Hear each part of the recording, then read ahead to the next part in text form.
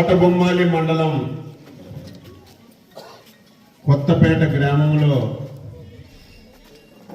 కస్తూరిబా బాలిక కళాశాల భవనాలను ప్రారంభించుకున్నాం. ఈ కార్యక్రమంలో పాల్గొన్నటువంటి ప్రజాప్రతినిధులు, అధికార యంత్రాంగం, ఈ కళాశాల ప్రిన్సిపాల్ గారు, టీచర్స్, విద్యార్థినులందరికీ, ఈ వేడుకలో పాల్గొన్నటువంటి ప్రతి ఒక్కరికి, పాత్రికేయ మిత్రులకి పేరు పేరున హృదయపూర్వకమైనటువంటి నమస్కారాలు, అభినందనలు తెలియజేస్తున్నాను.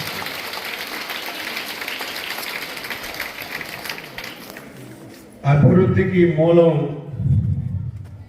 మానవ వనరులు. ఏ ప్రాంతంలోనైనా, ఏ రాష్ట్రంలోనైనా, ఏ దేశంలోనైనా మానవ వనరులు పుష్కలంగా ఉంటే, దాన్ని మనం సక్రమంగా ఉపయోగించుకోగలిగితే ఆ ప్రాంతం, ఆ రాష్ట్రం బాగా అభివృద్ధి జరుగుతుందని నమ్మినటువంటి వ్యక్తిని. మానవ వనరుల్లో అత్యంత ప్రాధాన్యత కలిగింది విద్య.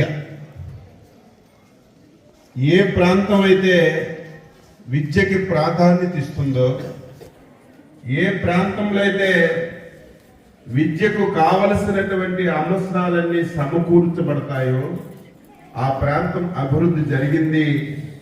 మనకి అవన్నీ కూడా నిరూపితమయ్యాయని చెప్పి మీ అందరికీ సందర్భంగా తెలియజేస్తున్నాను. ఒకసారి గతాన్ని గుర్తు చేసుకోవలసినటువంటి అవసరం ఉంది. నాకు కొత్త 1996వ సంవత్సరంలో నేను ఎమ్మెల్యేగా ఎన్నికయ్యాను.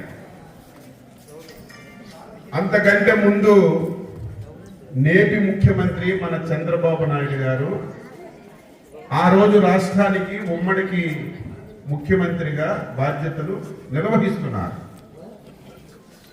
30 సంవత్సరాల ముందే ఆయన ఆలోచించారు, మనం అన్నింటికంటే ఎక్కువగా విద్యని దృష్టిలో పెట్టుకొని విద్యకి ప్రాధాన్యత ఇస్తే ఆటోమేటిక్గా రాష్ట్రం అభివృద్ధి జరుగుతుందని చెప్పి 30 సంవత్సరాల ముందే గ్రహించి విద్యా విధానాన్ని ఒక స్ట్రీమ్ లైన్లోకి తీసుకొచ్చిన విషయాన్ని గుర్తు చేస్తున్నాను. ఆ రోజు ఒక నిర్ణయం తీసుకున్నాం, 5 ఇళ్ళున్నా, 10 ఇళ్ళున్నా, 15 ఇళ్ళున్నా ఒక పాఠశాల ఆ గ్రామంలో ఉండాలి. 3 కిలోమీటర్ల దూరంలో ఒక యూపీ స్కూల్ ఉండాలి. 5 కిలోమీటర్ల దూరంలో ఒక హై స్కూల్ ఉండాలి. ప్రతి మండలానికి ఒక జూనియర్ కళాశాల ఉండాలి. ప్రతి నియోజకవర్గానికి ఒక ఇంజనీరింగ్ కళాశాల ఉండాలి. ప్రతి జిల్లాకి ఒక మెడికల్ కళాశాల ఉండాలని 30 సంవత్సరాల ముందే మహానుభావుడు ఆలోచన చేసి మన రాష్ట్రంలో అమలు చేసిన విషయాన్ని ఒక్కసారి గుర్తు చేస్తున్నాను. దానివల్ల చాలా మందికి తెలియకపోవచ్చు, చాలా ఫలితాలు వచ్చాయి. ఒకప్పుడు ఇంజనీరింగ్కి చదువుకుంటే ఒక ఆంధ్ర యూనివర్సిటీయో, నాగార్జున యూనివర్సిటీయో, రంగరాయ యూనివర్సిటీయో, ఒక 5-6 యూనివర్సిటీల్లో ఇంజనీరింగ్ కాలేజీలు ఉండే. మొత్తం సీట్లు చూస్తే చాలా తక్కువగా ఉండే. ఎవరైనా స్తోమత ఉన్న వాళ్ళు, ఎవరైనా డబ్బులు బేర్ చేసినటువంటి వాళ్ళు ఇంజనీరింగ్ చదవాలంటే బెంగళూరు, చెన్నై, మహారాష్ట్ర, ఇతర ప్రాంతాలకు వెళ్ళి ఇంజనీరింగ్ చదివినటువంటి విషయాన్ని మనందరం కూడా తెలుసుకోవాలి. ఇది గ్రహించి ఒకేసారి 240 ఇంజనీరింగ్ కాలేజీలు ఆనాటి ముఖ్యమంత్రి చంద్రబాబు నాయుడు రాష్ట్రంలో మంజూరు చేశాడు. దానివల్ల విపరీతమైనటువంటి ఫలితాలు వచ్చాయి. సామాన్య పేదవాడు, కూలి చేసుకున్నటువంటి ఇంటిలో ప్రతి ఒక్కడు ఇంజనీరింగ్ చదివారు. చదవడమే కాదు, అమెరికా వెళ్ళి లక్షల రూపాయలు సంపాదించి ఆ సంపాదనని మన రాష్ట్రానికి మన ప్రాంతానికి పంపిస్తున్న విషయం ఒక్కసారి గుర్తుపెట్టుకోవాలి. ఆ రోజు చంద్రబాబు నాయుడు వేసినటువంటి పునాది వల్ల ఈరోజు అమెరికాలో అత్యంత ఆదాయం కలిగినటువంటి జాతి ఏదైనా ఉంది అంటే తెలుగు జాతిని గర్వపడే విధంగా ఈరోజు ప్రతి ఒక్కరు కూడా చెప్పుకున్న స్థాయికి మనం తీసుకొచ్చాం. ప్రతి ఇంటిలో ఒక ఐటీ ప్రొఫెషనల్ ఉండాలి. ఐటీ చదువుకున్న వాళ్ళు ప్రతి ఇంటిలో ఉండాలి. దానివల్ల ఆ కుటుంబం, ఆ గ్రామం, ఆ ప్రాంతం అభివృద్ధి జరుగుతుందని ఆ విధంగా విద్యను ప్రోత్సహించి ముందుకు తీసుకెళ్లిన విషయాన్ని ఈ సందర్భంగా తెలియజేస్తున్నాను. 2019 వరకు ఎవరు ముఖ్యమంత్రి ఉన్నా, ఏ ప్రభుత్వం ఉన్నా దాన్ని కొనసాగించింది. దురదృష్టవశాత్తు 2019లో ఒక వ్యక్తి రాష్ట్రానికి ముఖ్యమంత్రి అయ్యాడు. మొత్తం విద్యా వ్యవస్థని చిన్నాభిన్నం చేశాడు. 6 సార్లు ఎమ్మెల్యే అయినటువంటి నాకే ఏం జరుగుతుందో తెలియనటువంటి కన్ఫ్యూజన్ ని ఈ రాష్ట్రంలో క్రియేట్ చేశారు. దీనికి తోడు ఈ రాష్ట్రంలో ప్రభుత్వాలు రానట్టుగా, ఈ రాష్ట్రంలో గతంలో ఎవరు పరిపాలన చేయనట్టుగా ఇప్పుడే నేను ఆకాశం నుంచి దిగొచ్చాను, నేనే ముఖ్యమంత్రి అయ్యాను, స్కూళ్ళన్నీ మార్చేస్తానని నాడు నేడు అని ఒక పనికి మాలిన కార్యక్రమం పెట్టాడు. 4,000 కోట్ల రూపాయలు ఆ కార్యక్రమం కింద ఏం చేశాడు? సున్నాలు వేశాడు. ఏం చేశాడు? కొన్ని గ్రామాల్లో పాఠశాలన్నీ డిస్మాంటిల్ చేశారు, ఎక్కడొక్కడే ఉండిపోయాయి. కొన్ని గ్రామాల్లో పాఠశాలలకి రంగులేసి చెక్క సున్నాలు చేశాడు. ఇవన్నీ చేశాడు, సంతోషం. ఎవరైనా ఆలోచన చేయాలి కదా.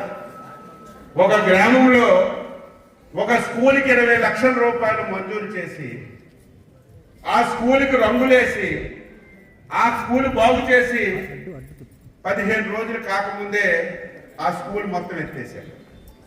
ఎవరైనా చేస్తారు ఈ పని? ఎవరి డబ్బు ఇది? మన డబ్బు. ప్రజలు ట్యాక్సుల రూపంలో కట్టిన డబ్బు. ఈ రాష్ట్రంలో చాలా స్కూల్స్ ఆ రకంగా మూతపడిపోయాయి. ఇప్పుడు మనం గ్రామాలకు వెళ్తుంటే ఆ స్కూల్స్ లో గ్రామస్తులు ధాన్యం వేసుకుంటున్నారు. కొన్ని గ్రామాల్లో అయితే పశువులు పడుతున్నారు. దానివల్ల ఎంత నష్టం జరిగింది. బ్రహ్మాండమైన విద్యా వ్యవస్థ ఉండేది. ఈయన వచ్చాడు, బియ్యం ఎవరైనా ఇంటికి తెమ్మని అడిగారా? ఎవరైనా అడిగావా? ఒక డిపో డీలర్ ఉండేవాడు. ఆ గ్రామస్తులు ఎప్పుడు ఖాళీగా అప్పుడు డీలర్ దగ్గరికి వెళ్ళేవాళ్ళు.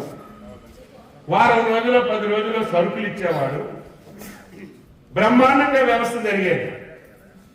దాన్ని డోర్ డెలివరీ అని పెట్టి గ్రామంలో ఇంటింటికి ఇవ్వాలని ఒక ప్రయత్నం చేసి దాంట్లో ఫెయిల్ అయ్యాడు. అంత ఆలోచన ఉన్నవాడు, అడగని వాడికి ఇంటింటికి బియ్యం ఇస్తాననేటువంటి ఆలోచన ఉన్నవాడు, గ్రామాల్లో చిన్న పిల్లలు 1, 2, 3 తరగతి చదువుతున్నటువంటి పిల్లలు, గుడి అడుగులేస్తున్నటువంటి పిల్లలు ఊర్లో ఉన్న స్కూల్ను మానిపించి 3 కిలోమీటర్ల దూరంగా వెళ్ళి చదవమని చెప్పడం అసలు బుద్ధుండి చేసావా, బుర్రుండి చేసావా, అవగాహన చేసావా అని చెప్పి ఆలోచిస్తున్నాను. పిల్లలు బయట ఊరికి వెళ్ళాలంటే మధ్యలో కాలువలు, చాలా ఇబ్బంది, అవసరపడ్డారు. వెంటనే స్కూల్స్ లో 40 లక్షల మంది డ్రాప్అవుట్స్ అయ్యారు. 40 లక్షల మంది. గత 5 సంవత్సరాల్లో ఆ ప్రభుత్వం విద్యా వ్యవస్థని నాశనం చేయడం వల్ల, ఒక ఆలోచన లేకపోవడం వల్ల పేదవాళ్ళందరూ పిల్లల్ని మాన్పించేసి ప్రైవేట్ స్కూల్లో పెట్టేశారు. ఇదే విద్యా విధానం. ప్రతి సంవత్సరం ప్రైవేట్ పాఠశాలల్లో విద్యార్థుల శాతం పెరగాలి. ప్రైవేట్ ధీటుగా ప్రభుత్వ పాఠశాలల్లో సౌకర్యాలు కల్పించాలి. ఆ ప్రయత్నం చేయకుండా పిచ్చి పనులన్నీ చేసి వ్యవస్థను పూర్తిగా చిన్నాభిన్నం చేశారు. కస్తూరిబా పాఠశాల 6 మాసాల ముందు ఇక్కడికి వచ్చాను. మంత్రి అయిన వెంటనే ఇక్కడ డయేరియా వచ్చింది, పిల్లలు బాధపడ్డారు, వచ్చారు. బిల్డింగ్లన్నీ చూశారు. ఇది కూడా 4 నెలల్లో ఇచ్చుంటారు. ఎప్పుడో 2 సంవత్సరాల ముందు ఇచ్చారు. నేను వచ్చేసరికి 35% పనులయ్యాయి. అస్తవ్యస్తం అయిపోయింది. కాంట్రాక్ట్ ఎవడో తెలియదు, వాడు వెళ్ళిపోయాడు. పిల్లలను చూస్తే డార్మెంటరీలోనే పడుకోవడం, డార్మెంటరీలోనే చదువుకోవడం. ఒక బిల్డింగ్ ఇచ్చామంటే సకాలంలో పూర్తి చేసి, అది ఏ ఉద్దేశంతో ఇచ్చామో దాన్ని ఆచరిస్తేనే దాని ఫలితాలు వస్తాయి. వెంటనే ఈ గారికి పిలిచి ఎవడా కాంట్రాక్టర్ రమ్మని చెప్పి, నీకు 5 మాసాలు టైం ఇస్తున్నాను, ఆ బిల్డింగ్ పూర్తి చేసి మళ్ళీ నాకు ఓపెనింగ్ ఇమ్మని ఒక ప్రెజర్ చేయడం వల్ల 35% అయినటువంటి పని ఈరోజు మనం మళ్ళీ మొన్నడు నిధులు వస్తే మళ్ళీ 2 భవనాలకు ఇచ్చాం. ఇప్పటికీ ఇంక ఫుల్ఫిల్ కాలేదు, ఇంకా 2 డార్మెంటరీలు కూడా కట్టాలి. ఇది ఒక మోడల్ కాలేజీగా మనం తయారు చేయాలి. దీనికి పూర్తి సహాయ సహకారాలు అందిస్తాం. ఇక్కడ ఉన్నటువంటి ప్రిన్సిపాల్ గారు కూడా, ఉపాధ్యాయులు కూడా, ఇది ఉద్యోగంగా మేము చేస్తున్నామని కాకుండా మా సొంత పాఠశాల, సొంత కాలేజీ. ఈ కాలేజీలో చదివినటువంటి పిల్లలు రాష్ట్ర స్థాయిలో, దేశ స్థాయిలో మంచి పేరు ప్రఖ్యాతులు వచ్చే విధంగా తయారు చేయవలసినటువంటి గురుతర బాధ్యత మీ అందరిపైన కూడా ఉంది అని చెప్పి తెలియజేస్తున్నాను. మళ్ళీ ఈ ప్రభుత్వం వచ్చిన తర్వాత యువ నాయకుడు శ్రీ నారా లోకేష్ గారు, మేమందరం వద్దని చెప్తాం. విద్యాశాఖ అంటే చాలా కష్టమైన శాఖ, విద్యాశాఖ అంటే చాలా తలనొప్పుల శాఖ. ఈ శాఖ మీరు తీసుకుంటే ఇబ్బంది బాబు అంటే, ఈ శాఖనే నేను తీసుకుంటాను, ఈ శాఖకు మరమ్మతులు చేస్తాను, ప్రతి పేదవాడు మళ్ళీ గవర్నమెంట్ పాఠశాలకు వచ్చే విధంగా నేను తయారు చేస్తానని చెప్పి మేమందరం వద్దన్న ఆ శాఖ తీసుకొని 6 మాసాల్లో ఒక గాడిలో పెట్టడానికి ప్రయత్నం చేస్తున్నాను. మొన్ననే తల్లిదండ్రుల సమావేశం, ఎప్పుడు ఎవరికి రాలేదు. తల్లిదండ్రులు పిల్లల చదువులో భాగస్వామ్యం కావాలి, వాళ్ళ పిల్లల పాఠశాలకు వెళ్ళి ఏం చేస్తున్నారో తెలుసుకోవాలి. ఆ విధంగా మొన్ననే ఆ సమావేశం రాష్ట్రం మొత్తం మీద ఒకేసారి పెట్టి విజయవంతం చేశాం. రేపు నెక్స్ట్ ఇయర్ గత దుర్మార్గుడు ఏ విధంగా అయితే 117 జీవో ఇచ్చి పాఠశాలలన్నీ ఎత్తేసాడో, ఆ జీవోని రేపు రద్దు చేస్తున్నామని చెప్పి సందర్భంగా మళ్ళీ పాత విధానాన్ని తీసుకొస్తాం. 1 నుంచి 5 వరకు ఎలిమెంటరీ స్కూల్, 6 నుంచి 10 వరకు హై స్కూల్, ఇంటర్మీడియట్ ఎడ్యుకేషన్, ఆ పైబడి హయ్యర్ ఎడ్యుకేషన్. 4 స్టేట్స్ కింద మళ్ళీ పాత విధానాన్ని తీసుకొచ్చి ఎంతమంది పిల్లలు ఉంటే ఎంతమంది టీచర్లు ఉండాలి. ఇప్పుడు అస్తవ్యస్తంగా ఉంది. ఒక స్కూల్లో చూస్తే ఒకడే స్టూడెంట్, 2 టీచర్లు. కొన్ని దగ్గర 100 మంది 1000 మంది స్టూడెంట్స్ ఉన్నారు, సరిపోయినటువంటి టీచర్స్ లేరు. దీనివల్ల చాలా అస్తవ్యస్తంగా ఉంది. దీన్ని మనం సెట్ చేసి రేపు అకాడమిక్ ఇయర్ నుంచి మొత్తం విద్యా వ్యవస్థని నారా లోకేష్ గారి నాయకత్వంలో సరిచేస్తామని చెప్పి తెలియజేస్తున్నారు. ఈ మధ్య కాలంలోనే మీకైతే కస్తూరిబా రెసిడెన్షియల్ స్కూల్ కాలేజ్ కాబట్టి ఇంటర్మీడియట్ వాళ్ళకి కూడా భోజనాలు పెడుతున్నారు. అదే మన జూనియర్ కాలేజీకి వెళ్తే భోజనాలు పెట్టరు. ఆ రోజు మేము అధికారంలో ఉన్నప్పుడు వాళ్ళు కూడా పిల్లలేని, వాళ్ళు కూడా పాఠశాలకు రావడం ఇబ్బంది అవుతుంది, భోజనం తెచ్చుకోవడం కష్టమవుతుందని ఇంటర్మీడియట్ పిల్లలకు కూడా మధ్యాహ్నం భోజనం ఆ రోజు పెట్టాం. పిచ్చి ఆలోచన, ఎందుకు తీశాడో తెలియదు. గవర్నమెంట్ మారిన వెంటనే ఇంటర్మీడియట్ పిల్లలకి ఇచ్చిన మధ్యాహ్న భోజనం తీసేశారు. 6 మాసాలు స్టడీ చేశాం. చాలా వరకు పెట్టండి అని రిక్వెస్ట్లు వచ్చాయి. పిల్లలు మధ్యాహ్నం సరిగా భోజనం చేయలేకపోతున్నారు, కొంతమంది క్యారేజీలు తెచ్చుకోలేకపోతున్నారు, సమయానికి ఇబ్బంది పడుతున్నారని మా దృష్టిలో వస్తే మొన్ననే క్యాబినెట్లో నిర్ణయం తీసుకున్నాం. రేపు జనవరి 1 నుంచి ఇంటర్మీడియట్ పిల్లలకు కూడా మధ్యాహ్న భోజనం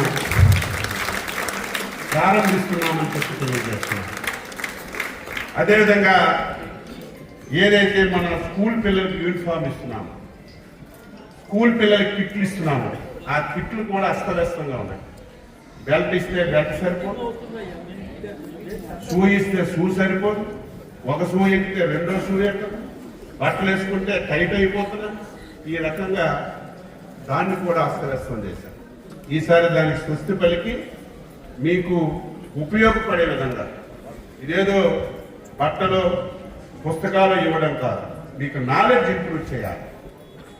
మీరు ఫ్యూచర్లో మీ కాళ్ళ మీద నిలబడడానికి మీకు తెలివితేటలు వచ్చే విధంగా మనం నాలెడ్జ్ ఇవ్వాలని మంచి స్టడీ మెటీరియల్ ఈ సంవత్సరం నుంచి ప్రవేశపెడుతున్నాం. 10th కానీ ఇంటర్మీడియట్కి కానీ. దీనన్నింటికీ మించి ఎవరైనా సరే నడవడిలో బాగుంటే, మన ప్రవర్తన బాగుంటే, మన ఆలోచనలు బాగుంటే ఆ వ్యక్తి కానీ ఆ స్టూడెంట్ కానీ అభివృద్ధి చెందుతుంది. అందుకే ఈ మధ్య చాగంటి కోటేశ్వరరావు స్పెషల్ అడ్వైజర్గా చేశాం. స్టూడెంట్స్కి ఉపన్యాసాలు ఇవ్వమని చెప్తాం, స్టూడెంట్కి మంచి ఆలోచనలు పంచమని చెప్తాం. దీంతో పాటుగా మొన్న ఇంకొక బాధ్యత కూడా ఆయన గొప్ప చెప్తారు, మంచి పుస్తకాలు తయారు చేయమని చెప్తారు. ఆయన మంచి పుస్తకాలు తయారు చేస్తే అవి మీకు అప్పచెప్తే అవి చదివితే కొంతవరకు మీకు మంచి ఆలోచన రావడానికి అవకాశం ఉంది. దాన్ని కూడా మేము ప్రవేశపెడుతున్నామని ఈ సందర్భంగా తెలియజేస్తూ, ఈరోజు పాఠశాలంటే చదువు చదువు చదువు చదువే కాదు, ఇతర యాక్టివిటీస్ కూడా ఉండాలి. తప్పనిసరిగా గేమ్స్ 100% అమలు చేయాలి. దానికి ఒక పీరియడ్ ఎంత ముందు ఉండేది. ఇంతకుముందు ఆర్ట్స్ ఉండేది, పిల్లలందరూ బొమ్మలు వేసేవారు, అది లేదు, క్రాఫ్ట్స్ లేవు, ఏవి అటువంటి విధానాలు లేవు. మళ్ళీ అవన్నీ ప్రారంభిస్తున్నాం. తప్పనిసరిగా స్పోర్ట్స్ క్లాస్ అంటే అందరూ రావాల్సి పోతుంది. క్రాఫ్ట్ అంటే క్రాఫ్ట్ ఒక మంచి సిస్టాన్ని తీసుకొచ్చి మళ్ళీ ప్రభుత్వ పాఠశాలలన్నీ కూడా వీలైనంత తొందరగా ప్రైవేట్ పాఠశాలను ధీటుగా తయారు చేసి, ఇప్పుడు రివర్స్ అయింది. ఎప్పుడైతే మనం ప్రైవేట్ పాఠశాలను ధీటుగా తయారు చేసినామో మళ్ళీ గవర్నమెంట్ పాఠశాలకు అందరూ జాయిన్ చేయడం ప్రారంభించారు. ఇంతకు ముందు మంచి కార్యక్రమాలు ఉండే, 5 సంవత్సరాలు అది వెళ్ళలేదు. స్కూల్ ఓపెనింగ్ ముందు బడి పిలుస్తుంది రండి అని టీచర్లు అందరూ ఊరంట తిరిగి రండి రండి రండి అని పిలిచేవారు. ఇప్పుడు ఉందా? మళ్ళీ అవన్నీ కూడా ప్రవేశపెట్టి తల్లిదండ్రులకు చైతన్యపరిచి మళ్ళీ స్కూల్స్ అన్ని కూడా బాగు చేసి ముందుకు తీసుకెళ్తాం.